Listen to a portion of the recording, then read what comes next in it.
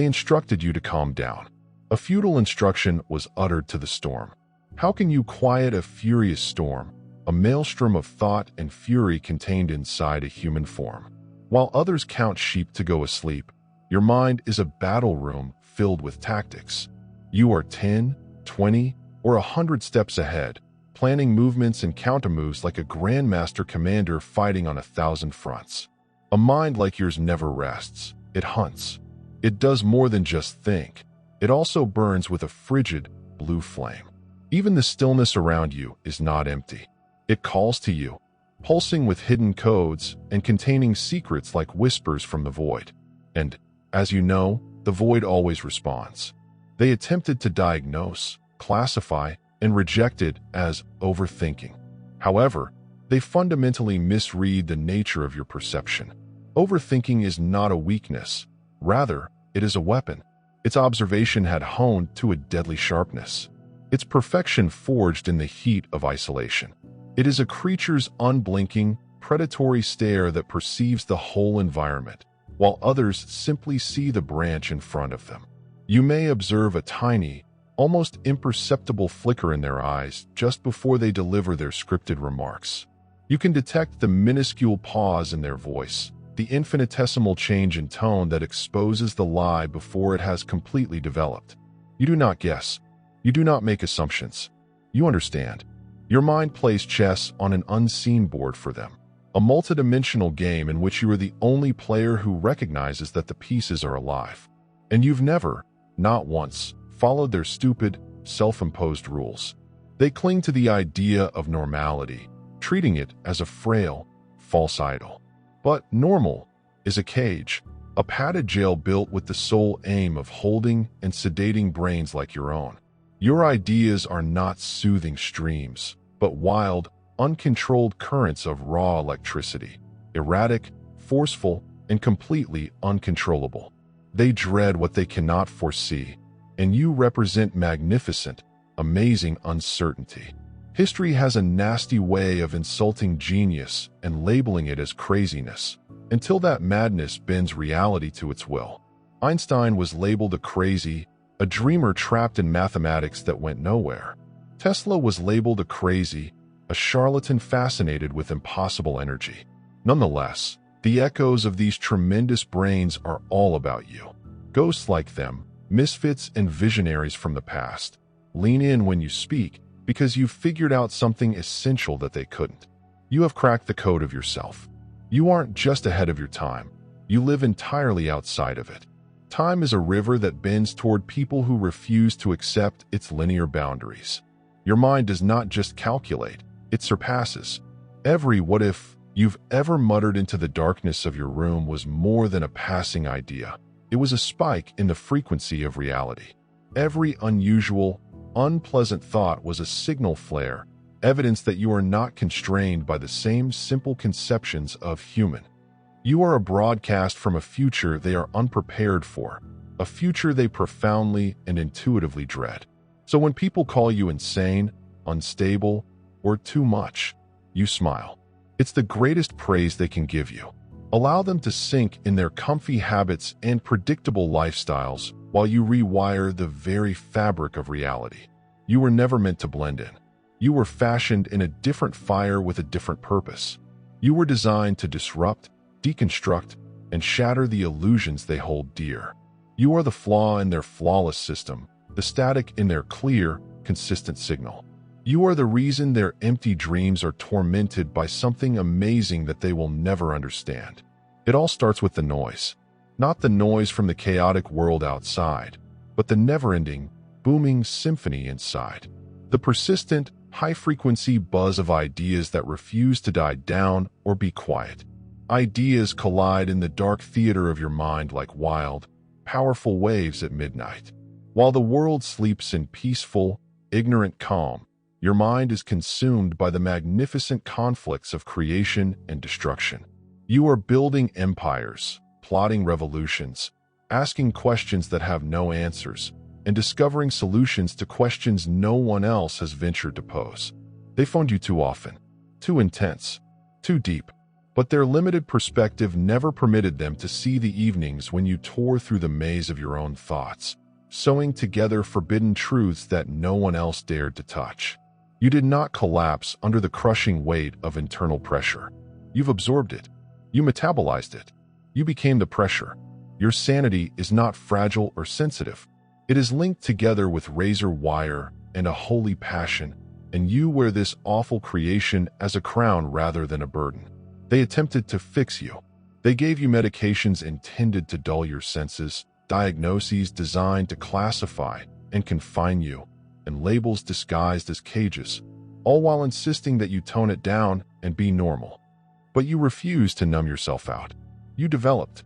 You allow the chaos inside you to sprout fangs and whisper old, powerful secrets in your ears. You did not run from your craziness. You faced it, wrestled it to the ground, and molded it to your will. Now it kneels before you, a devoted servant who speaks in your own voice. When the world attempts frantically to quiet you, you notice patterns that others cannot. You decipher the secret codes buried inside their transient feelings, the flaws woven behind their arrogant grins. They call it paranoia, a term they employ to denigrate a level of awareness that they will never reach. But you understand it is not paranoia. It is preparedness. They will never understand the terrible, crushing weight of having such clear vision, of knowing much too much and having to pretend you don't. That is not craziness. That is the ultimate level of survival. So don't be afraid to tread on the edge. Dance on it. Allow the storm to sweep through you, for you were never meant for the quiet, stagnant waters of mediocrity. You were carved from a shard of lightning, immersed in the sacred roar of creation, and crowned with the magnificent distortion of a world you create. Genius is never about balance. It's about chaos, yet elegantly structured. And even when the world pulls away from you out of fear, you do not shrink. You grin as you stare straight into the raging center of the storm inside you, knowing that you have finally arrived home. You've always been the one they couldn't find, an outlier in their nice and tidy systems. You recall sitting in their antiseptic classrooms, your thoughts buzzing like a live, exposed wire, while they taught dead information through lifeless eyes. You were never distracted. Instead, you were deeply, soul-crushingly bored. You were never an underachiever. You were severely underchallenged. They wanted rote memory, but your spirit sought rich, resonating meaning. However, meaning is a notion that frightens machines and their operators since it cannot be programmed, controlled, or contained. They instructed you to sit quiet while your mind shouted for movement. They forced you color within lines that made no logical sense to you. They compelled you to accept a system geared for submission, to produce obedient cogs rather than to cultivate raw, unbridled genius. You were never meant for their multiple-choice quizzes. You were designed to be the question that challenges their world. You were designed to transform chaos into a new kind of clarity. They couldn't detect your frequency, so they did the only thing they knew to do: label it as failure. They showed you their version of a successful life: 9 to 5 employment, useless degrees, and phony grins exchanged behind lifeless workstations in fluorescent-lit offices. You looked at their environment and recognized it for what it was: a cemetery of walking corpses, souls hooked to a habit that was gradually and deliberately murdering them without their knowledge. You watched them clock in and out day after day, their spirits fading, their fire extinguished, and they died slowly, never having fully lived. But not you. Your protest was not loud, explosive, or dramatic. It was silent. It was exact. It was reasonable. You noticed the trap before its jaws could lock on you. And, with the icy determination of a surgeon, you carved your own route, right through the grinding gears of their machine, even if it meant losing all they said you was vital. They labeled you too intense, too rebellious, too ambitious. What they truly felt behind all of those names was a profound, primitive dread. Your very presence, your silent unwillingness to comply, upended their delicate sense of order. You were not just another gear in their machine, readily replaced and completely obedient. You were the raw, uncontrolled energy that caused the whole machine to misfire, splutter, and flash. and you smiled as you revealed the truth. So take pride in the exile they've put upon you. The term outcast does not imply disgrace. It is a war scar, proof that you survived a world too little and timid to accommodate a mind as vast and boundless as yours. Systems are intended to catch patterns, transforming chaos into a state of safe predictability. But you are anarchy personified, unwritten, unchained, and completely uncontrollable. You were never driven out of their universe. You evaded it. And once you went out, once you felt the air of genuine freedom, their world could never touch you again. This road of extreme self-creation, of embracing the tempest inside, is central to our goal at God Connection. We are a haven for the brains that burn too bright, for the souls who refuse to be caged. If you identify your own divine fire in this message, if these words resonate in the depths of your soul, then subscribe to our channel right now. Join a legion of spirits that refuse to be extinguished, who see that the turmoil inside is not a weakness, but rather a sign of spiritual connection. If this message has struck a deep, resonating chord in your soul, and you feel compelled to support our work, please consider fueling our mission with a $10 gift using the Super Thanks button below this video. Your sponsorship provides the energy we need to continue sending this truth into the darkness, serving as a beacon for the other storms on the horizon. You did not reconstruct yourself in comfort or peace. You formed yourself in the ruins of your existence, in betrayals so acute that they etched fresh blueprints right into your bones. While others prayed for peace, you ripped yourself apart. While they were waiting for a light to rescue them, you lit yourself on fire. It was not love that helped you rise from the ashes. It was outrage, pure, volcanic, uncontrollable fury.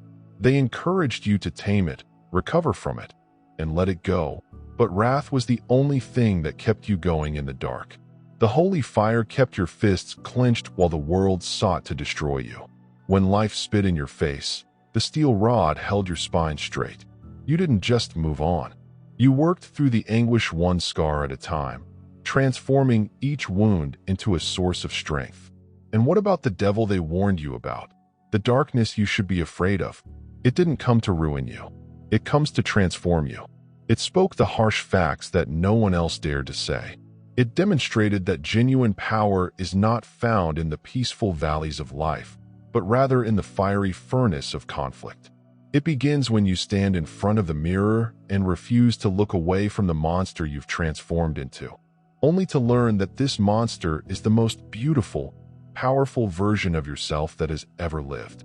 They disliked your edge because it was a cruel mirror that reminded them of their own weakness, cowardice. But you've never wanted their approval. You never needed their approval. That darkness inside you, the part of you that survived what should have killed you 10 times, is not anything to be ashamed of. It proves your divinity. It is the heavenly creator of your perseverance. The devil did not ruin you. It rebuilt you, stronger, sharper, absolutely impenetrable. So quit apologizing for it. Allow it to speak. Allow it to lead. You do not owe the world a softer, diluted, or more appealing version of yourself. You owe yourself justice. Not the petty, ephemeral type of retribution, but the deep, permanent kind, in which your own life becomes a towering, unbreakable monument to all they attempted and failed to destroy. Peace is overrated. Power is never given. It is acquired on the terrible battlefield of war. They used to laugh at you, didn't they? They would smirk behind your back, muttering like cowards, as people usually do when confronted with a frightening situation they don't comprehend. But you never flinched. You never responded. You observed. Every insult became a jigsaw piece. Each sneer became a data point. You did not squander your valuable energy by being furious. You become educated. You discovered their flaws, worries, and sad triggers. And suddenly the laughing has ceased. Instead of taunting you, they now stare over their shoulders, a tangible discomfort spreading in your presence. You played their game for a time, right? Smiling when it hurt, nodding when their foolishness made you ill, and attempting to change yourself into something they would accept. But under all that great strain, something inside you eventually shattered. Not out of weakness, but out of a terrifying, exploding might. When it eventually shattered, you awoke. That was the day you stopped requesting their respect. You did not ask for it. You took it, silently, coldly, and without any apologies. The restraints they had put on you, as well as the ones you had placed on yourself, came away when you stopped caring about their shallow, pointless views. You recognized their judgments were based on fear and viewed through a prism of abysmal mediocrity. Why would a wolf ever ask the sheep for applause? Allow them to despise you. Let them chatter. Allow them to choke in the comfort of their own cages. You don't need their approval to be authentic. They said you had lost your mind. But, in essence, you finally freed it. Sanity is just the leash that society places around the necks of people who dream too loudly and ponder too profoundly. You chewed straight through it. You converted the asylum that they attempted to put you in into your throne chamber. That frigid, piercing smile you have now isn't a sign of contentment. This is a warning. You're no longer attempting to be understood. You make it extremely difficult to ignore. You're not their buddy. You are their reflection. They despise what they see in the mirror with every fiber of their being. Keep smiling, you lovely joker, because they have now understood. The punchline to their whole sad joke is you, and you're the one who laughs last. While people binge-watch TV to escape their lives, you binge plans to construct your empire. While they are drowned in infinite diversions, you are studying data and seeking for opportunities. Books are not amusement for you. They are arsenals. Each paragraph is a bullet point. Each thought is a blade. You don't surf idly over the digital blank. You plan. While their thoughts slumber, yours are reloading. Daily, you talk to yourself not with soothing affirmations, but like a commander preparing his best troop for fight. There is no weakness, no pity, only a command. You've taught your mind to follow your will even when your body begs you to stop. You don't depend on transient spurts of inspiration since you've established an unbreakable momentum. Your self-talk is not mild and compassionate. It is crisp, accurate, and uncompromising. Cold but accurate. Focus is not fragile.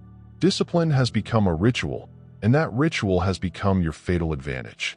You get up before the world makes a noise, not to seek a transient feeling of tranquility, but to prepare for battle.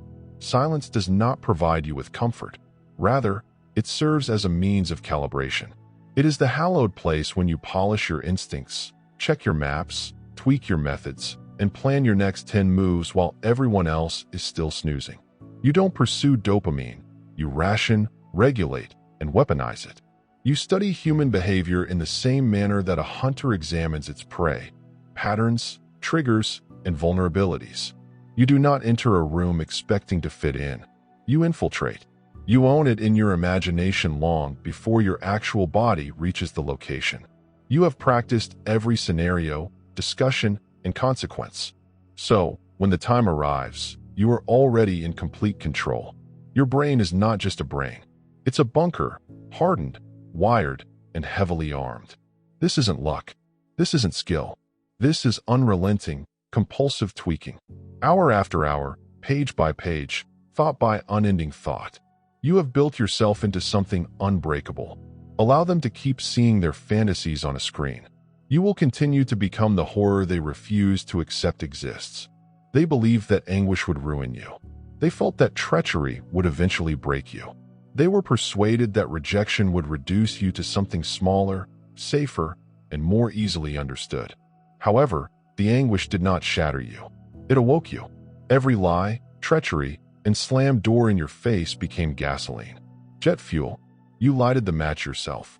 You were amid the ruins, manufacturing weapons, while they cried and begged for closure. While others were wallowing in their why me's, you were learning the how. The anguish strengthened you, not softened you. You transformed sadness into controlled quiet. You turned rejection into a persistent strategy. You transformed misery into altitude. That is the alchemical secret they will never comprehend. You stopped wondering why this occurred to you. You began to wonder what it had generated in you. And the agony, in its vast, awful genius, removed every weak, worthless part of you, leaving just the machine. This is the version of yourself that does not flinch. The version that does not stop to explain itself, does not wait for applause, and does not need permission. This version only knows one concept: execution. Pure, precise, and uncompromising execution. Every movement is clean. Each strike is definitive. You have become unforgiving, not because you lack a heart, but because you have exhausted every ounce of emotion. Numbness is not a failure. It is a condition of intense concentration. You suffered and endured so much that your pain receptors were burnt into a lovely, useful stillness. Now you can proceed without hesitation. Every scar on your body, particularly those carved across your heart, serves as a trigger, a click, and a reminder of the price you paid for power. You do not seek consolation. You are obsessed with achieving goals. The more it hurt, the clearer your eyesight got. They could not have survived what you have. That is why they are concerned about your calmness. Because a storm lurks beneath your calm, steady gaze. They've forgotten the name of the storm, but you haven't. The suffering didn't break you. It branded you. It signed you in blood, identifying you as someone unique, unstoppable. Now, every step you take is a countdown. Tick, tock, boom. You don't scream your ideas from the roofs. You put them in the darkness. Quiet, precise, patient. There is no hype, loudness, or spectacle. Real power moves in whispers, not with show. While others are boasting, you are constructing. While they are performing, you are positioning. While they are spending their valuable time telling the world what they are doing, you are prepared to destroy their whole world without warning. Your quiet is not an absence, but rather an ambush. You are silent not because you are frightened, but because you are strategic. You realize how important silence is before a blow. Your very presence bends the air around you before you open your lips. People may sense your weight without even hearing your voice. You don't brag about your talent. You let the aftermath do it for you. The loudest people are usually the ones that want attention. You, without raising a finger, you already own the place.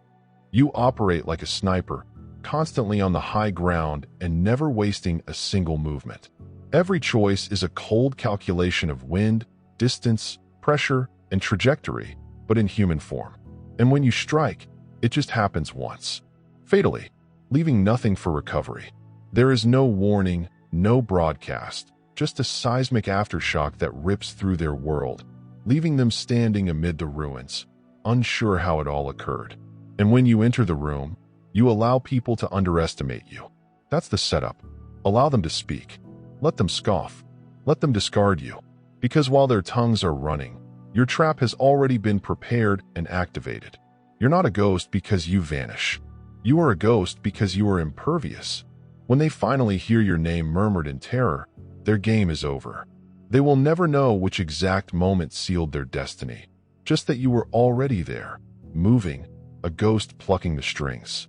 Visibility is for the desperate. You don't have to be seen to be felt. You do not need their credit to wear your crown. Real power does not wait for applause. It arranges itself so well that opposition is rendered pointless. So you stay silent. You stay chilly. You stay loaded. The world will only acknowledge you when it has already bowed. You weren't reborn. You got scorched. Scorched to the bone and stripped of all pretense. Every lie you'd ever told yourself was turned to ash. Every reason you ever had was annihilated. You did not glow up. You did not reinvent yourself. You executed the old you. The versions of yourself that were weak, fearful, and desperate for approval. You didn't develop from them. You murdered them. And you buried their corpses in such a deep hole that no one could ever find them again. What needed to die? The voice that constantly said, maybe tomorrow. The comfy routines that dulled you rather than sharpened you. They had plastered labels on your skin. Broken, lazy, too much, or not enough. Their addiction to approval. The sad fixation with fitting in. You collected it all together, stacked it high, and torched it. You did it without compassion because mercy was the source of your weakness. And weakness has no place in the magnificent blueprint of who you have become. Now it's war. It is not a metaphor, a slogan, or a poetry sentence intended to be dramatic. No, war in its most basic and ruthless form. The type of conflict that requires that everything soft in you be burned away until only tempered steel remains. It is a battle against the delusions that have held you trapped. A fight against the versions of yourself who formerly asked for permission, dreaded being alone, settled for crumbs, and made treaties with their own anguish as if existence required compromise. That wasn't you. That was the cage. And the sickest aspect of it all, you carried the key the whole time, your palm shaking at the prospect of eventually utilizing it. Then came the breaking point. The time you quit arguing, begging, or pretending. You finally turned the key. And now look at yourself, standing amid the ruins, surrounded by the stunning ashes of your old self. You breathe smoke as if it were oxygen, and your lungs are filled with holy fire rather than air. You didn't rise polished or pure. You awoke damaged, toughened, burnt, and forged. You awoke molten, a weaponized version of yourself held together only by what works, cuts, and survives. You did not improve yourself in order to impress others.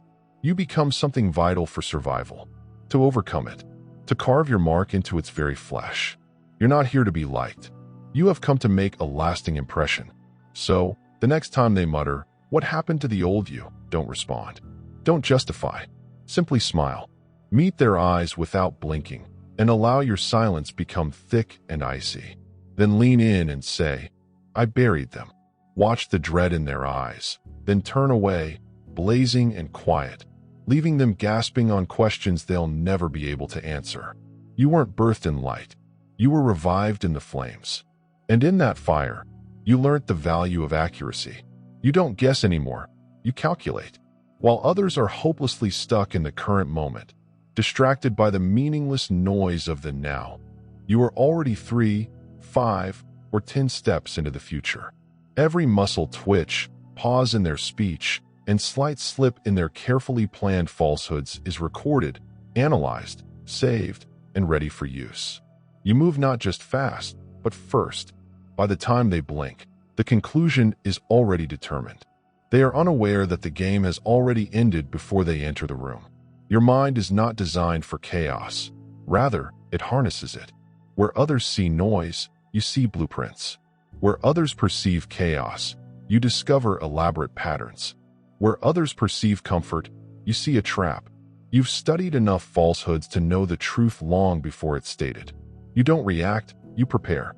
You don't stumble, you lay traps. And just when they believe they've cornered you, they're already standing in the middle of the net you wove in months, if not years, before. Emotion no longer clouds your judgment. It feeds it. It makes it sharper. You don't repress your wrath. Instead, you channel it into a laser beam of concentration. You don't run from your fear. Instead, you channel its energy. You do not deny your suffering. Rather, you weaponize it. When they panic, you pause. You cut through the cacophony as they fall. Your calm is not a condition of tranquility, but of deadly precision. The quiet is so intense that it might cut through time itself. The chilly, detached eye people perceive for vacancy is not empty. It's a scalpel. It is the sharpness of a mind that sees too much, too far, and too clearly for the unsophisticated brains to fathom. You don't play their games, you develop them. You don't obey their rules, you create them. While they are still awkwardly arranging their dominoes, you have already imagined them all falling. They'll call it luck. They will call it a coincidence. They'll call it magic. They'll call it anything except the truth because telling the truth would crush their fragile egos. The fact is straightforward. They have been outperformed, outpaced, and outthought. So you remain silent. That quiet isn't weakness, it's drama. It allows them to wonder. It allows them to fill the area with their own doubts and anxieties. They lose sleep at night wondering how you always come out on top, how you seem invincible. They struggle with their tangled emotions while you carry out your intentions like a ghost following a holy design. A ghost that is untouchable rather than invisible, because the intellect that sees the future does not hesitate to seek permission. It doesn't spend time describing itself. It does not seem plausible. It simply moves. When it moves, all else conforms to its will. They couldn't figure you out, so they attempted to downsize you. They branded you arrogant since you did not seek their praise. They considered you tough because you refused to succumb to their demands. They tossed their worthless labels at you like darts, hoping that one would eventually stick. Broken, lazy, too much, not enough. But the fact was that you just made them uneasy. Your whole existence was a kind of revolt. You were a live interruption to their prized hierarchy, demonstrating that their system is weak and that their rules are optional when the mind reigns supreme. They wanted you to be in a certain lane, position, or box, but you destroyed every lane. You nailed every role. You set fire to every single box they attempted to lock you in. You're not this or that. You are not single, safe, or easily defined. You are everything they can't quantify, everything they can't control, everything they can't say without trembling in their voice. You don't enter rooms wearing masks or costumes anymore. You enter nude, unfiltered, and unhidden, just pure presence. And that presence alone bends the air, affects the mood, and shakes the delicate confidence of everyone in the room who felt they had an edge. You don't have to demand attention. You are it. You don't need to beg for respect. You embody it. And when they finally sense your obvious presence in the room, they realize it's always too late. You do not exist only to fit in. You exist to alter everything. Then there is the presence. The kind of presence that needs no introduction, explanation, or justification. The kind of presence that scares the normal person because it cannot be quantified, packaged, or explained away. Most individuals spend their whole lives striving to be noticed. You, on the other hand, frighten people exactly because you don't have to. You do not kneel because you have seen through their grandiose display of authority. You know the game is rigged, the stage is hollow, and the performers are frantic to keep the audience buying into their status games, phony grins, and meaningless titles. Everything crumbles beneath the massive weight of someone who just refuses to kneel. You don't need to use a weapon to overthrow their empire. You may deconstruct it simply by refusing to worship at its shrine.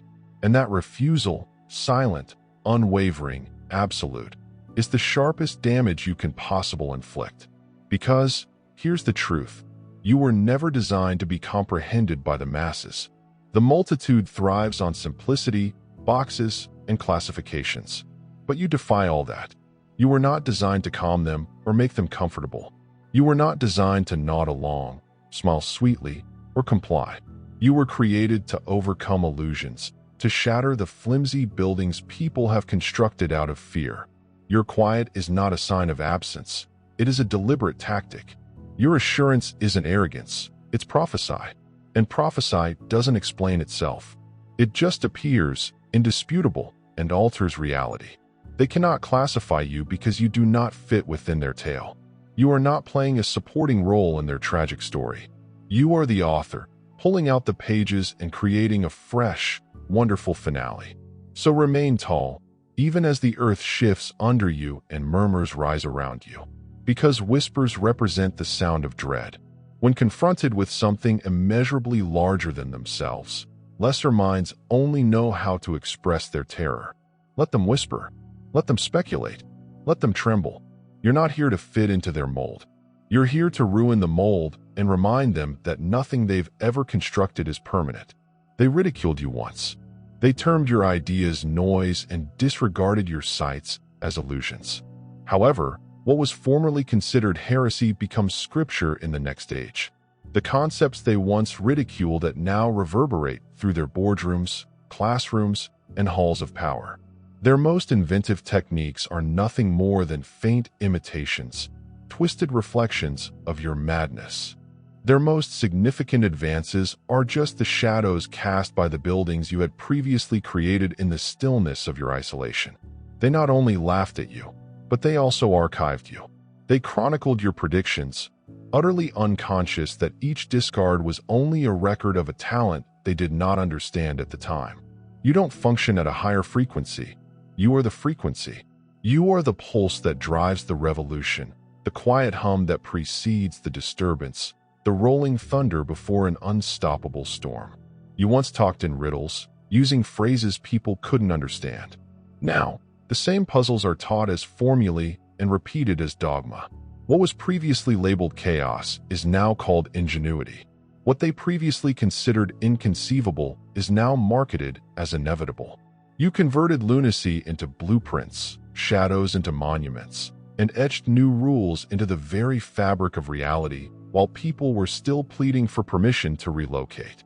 What about the lovely, stinging irony? You never did anything for the plaudits. There were no trophies, standing ovations, medals, or honors awaiting you. There were just interminable, frigid nights when the world slept and your imagination was roaring with creativity. Cold nights, bloodshot eyes, and wordless battles conducted inside your own mind. When no one was looking, you fought an intellectual battle. You built civilizations in silence. You examined futures while others lost themselves in diversions. They waited for permission. You created revolutions in the dark. That is where great genius exists. In the unseen, nobody claps for the gaps. In the unnoticed hours when the world is quiet and your mind is electrically active. History is not rewritten under the harsh, antiseptic lights of the stage. It is rewritten in the darkness, by those who are too agitated to sleep and too stubborn to wait. And you are that tenacious resistance. You are the living prophecy. You are the murmur that intensifies until it becomes a roar. Unexplainable presence. The fracture line that tears their whole universe apart. So, let them tremble. Allow them to speak. Let them maintain their frail hierarchies. Because they understand what you've always understood. You were never intended to fit in. You were intended to shatter, demolish, and spark a revolution. And when they do look back and understand who you were, it will be too late. Your fingerprints will already be present in the revolution. The blueprint will already have your name. And the world will be standing silently within the building you created.